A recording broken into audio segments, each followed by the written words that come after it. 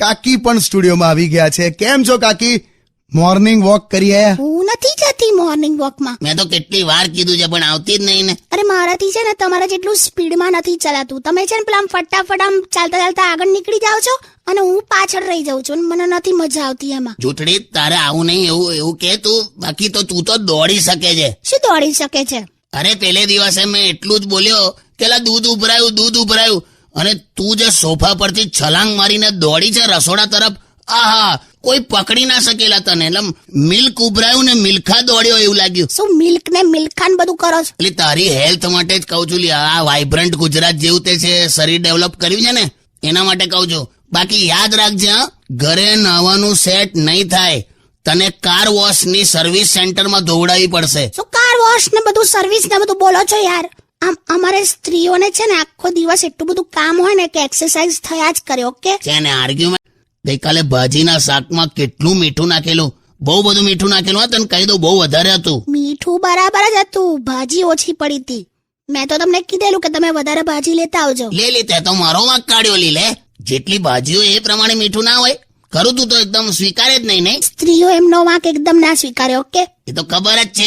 હમણાં એક છોકરી એનું 2 વ્હીલર લઈને જતી હતી તો આમ ઘીપ દઈને નીચે પડી, ફટાક દઈને ઊભી થઈ ગઈ. આમ કપડા વપડા ખંખેર્યા, આજુબાજુ જોઈ લીધું કે કોઈએ મને પડતા જોઈ નથી ને, પણ મેં જોઈ ગયેલો તો હું ગયો એની પાસે. મેં કીધું, બેન તમને વાગ્યું તો નથી ને?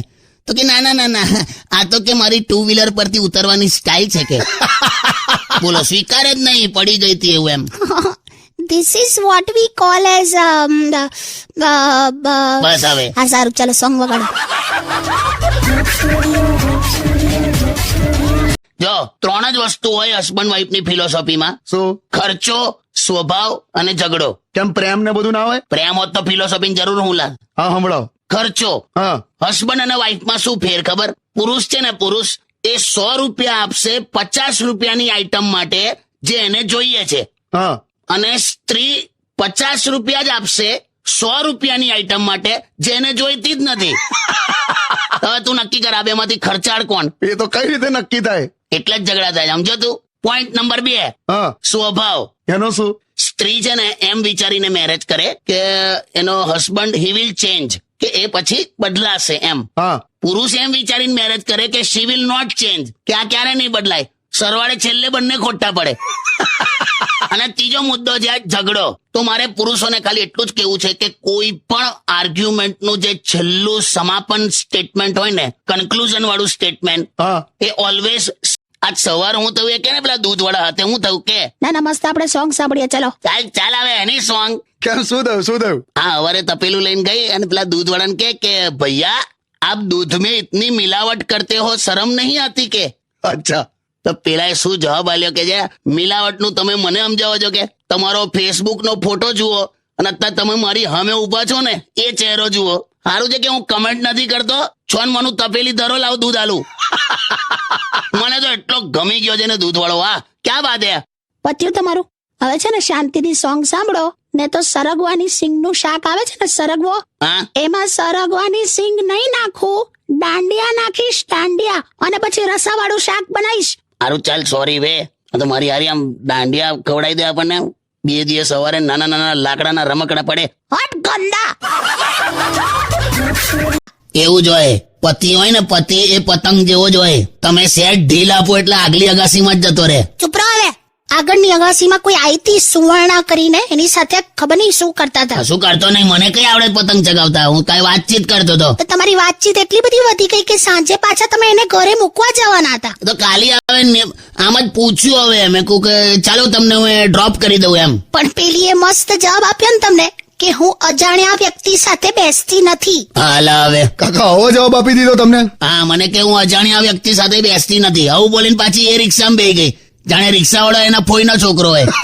તમે આ વેકેશનમાં કશે ફરવા ના ગયા? જો છે ને ત્યાં ધીમે રહીને પેટ્રોલ પંપ પર માછી સળગાઈ. અલા પૂછ્યું યાર ખાલી. ના બરાબર જ પૂછ્યું છે ભઈલું. ચાલુ આ કશે લઈ જાય તો ને આખું ગામ બધા ફર કરે છે, ખાલી હું જ કરે છું. લા યાર, હવે હું ભાઈ આ જેટલા સાંભળો તમે લોકો, આ જેટલા પણ જાઓ છો ને બહાર આ વેકેશનમાં, એ બધાને મારી એવી રિક્વેસ્ટ છે કે તમે ફરવા જાઓ એની ના નહીં, પણ ફોટા પાડી પાડીને ફેસબુક પર અપલોડ કરવાનું બંધ કરો યાર. અહીંયા બીજાના ઘરમાં બબાલ થાય છે યાર. પણ હવે વેકેશન જેવું તમે કઈ રાખ્યું જ નથી, ખબર છે?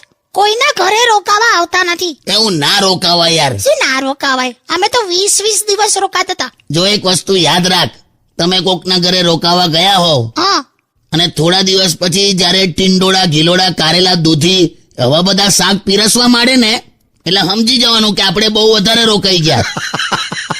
સાચી વાત કે નહીં લા? સાચી વાત. પણ કશેક તો લઈ જાઓ યાર, મારું મન નથી. કિશોર કાકા, આ બ્રેક પડ્યો ને હમણાં, ત્યારે કાકી એક કમ્પ્લેન કરી હા મને કે હંમેશા તમે એમની સાથે બહાર જવા માટે ટાળો છો યાર. કોણે કીધું? કાકી જ કે ને, કોણ કે? એટલે બધે નથી આવતા એવું નથી કીધું, મારી સાથે મારા ઘરે રોકાવા નથી આવતા એવું કીધું. પણ મને નથી ભાવતું યાર. તઈ કેટલા હાંકડા માકડામાં હુવાનું આવે છે ને મારા ભાગે. અરે નવું ઘર જે લીધું ને હમણાં, એમાં એટલા બધા જણ છે ને કે પછી તમને એટલા માટે જ પેલા જૂના ઘરે સુવાનું ગોઠવીએ છે. આખે આખું ઘર તમારું. આખે આખું બે આખે આખામાં એક જ રૂમ છે. હવે તારે એક જ રૂમમાં, એ જ રૂમમાં બાથરૂમ, એ જ રૂમમાં રસોડું, ત્યાં જ હુઈ જવાનું. કેવું યાર, પથારી પાથરીને હુઈ જઉં છું ને તો મારું મોઢું ડ્રોઈંગ રૂમમાં હોય છે અને પગ બાથરૂમમાં હોય છે. પેલે દિવસે મને રાત્રે એકી લાગી તો તું નહીં માને, ટોટલી મારું શરીર તો ડ્રોઈંગ રૂમમાં જ હતું, પણ બસ બસ બસ બસ બસ ના આવશો. ઓકે, ગીત વગાડ, ગીત વગાડ. પતિનું સ્થાન ઘરમાં એટલું જ છે જેટલું થાળીમાં અથાણાનું સ્થાન હોય ને. ખાવ ના ખાવ કઈ ફેર નહીં. શું કાકા, આ બધા કહે છે ને કે દરેક સફળ પુરુષ પાછળ એક સ્ત્રીનો હાથ હોય છે. પણ એ એવું જ હોયલા, પેલો ઓલીથી કંટાળીને એક્સ્ટ્રા કામ કર્યા જ કરતો હોય તો હું સફળ ના થાય પછી? બધી ટણી જતી રહેલા લગન પછી. આચું કહું, ખરેખર એવું હોય? તારે તું કરજે. કુંવારા હતા ને ત્યારે ઉનાળામાં 1 લીટરની પાણીની બોટલ ભરીને ફ્રીજમાં નતા મૂકતા. એ બધા પહેણ્યા પછી 15 લીટરની ડોલ ઉંચકીને કુલરમાં રેડ કરે. બહુ દુઃખ થયેલા બધું. તમે નજરે જુઓ ને, મને એટલો શોખ હતો ને આ વીટી પહેરવાનો. હા, મને પહેલેથી આમ વીટી પહેરવાનો બહુ શોખ. હા. એક વાર ખાલી લગનની વીટી પહેરી હતી, પછી બાકીની આંગળીએ જેટલી વીટીઓ પહેરી ને બધી ગ્રહ શાંતિ નીચેલા. જો એક વસ્તુ સમજી લો, શું? પતિ છે ને, પતિ હા, એ માથું છે, માથું. હા, અને પત્ની છે ને ડોક છે, ડોક, ગરદન. હા. અને ગરદન છે ને માથાને ધારે એ દિશામાં ફેરવે. શું વાત છે કે કાકા, તમે કાકીથી ક્યારે ગભરાતા નથી? કોણ કે છે?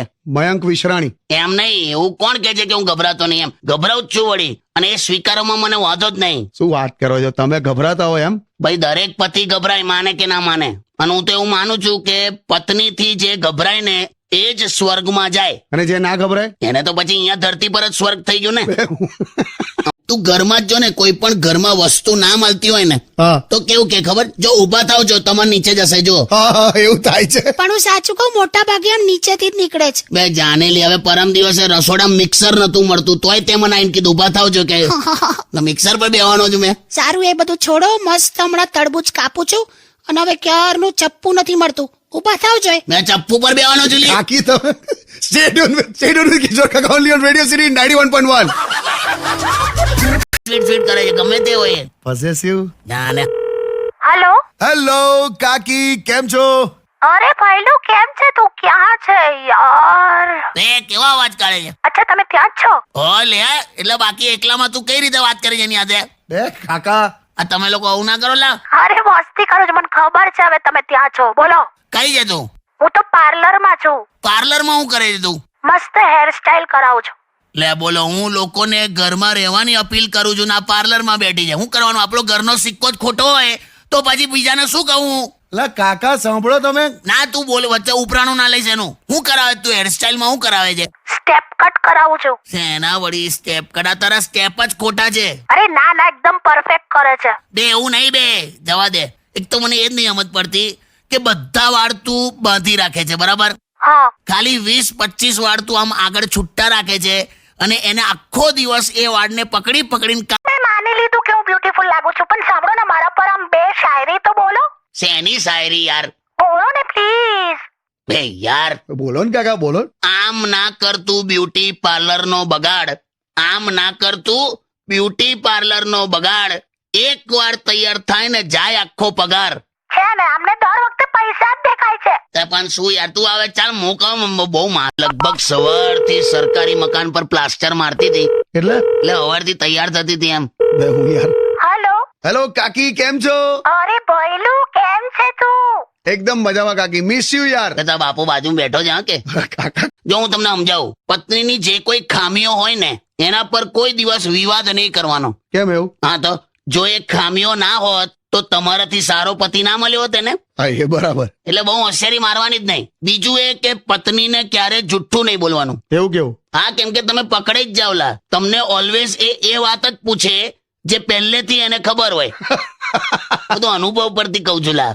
બાકી તમને કહી દઉં, આપણી ભારતીય પત્ની પાસે એવી તાકાત હોય છે ને સાહેબ, કે જે દિવસે એ આપણી સલામતીની દુઆ કરે ને તે દિવસે તમારા ગજવામાં પડેલી સિગરેટ પણ તૂટી જાય. क्या बात है. Stay tuned with Kishore Kaka only on Radio City 91.1.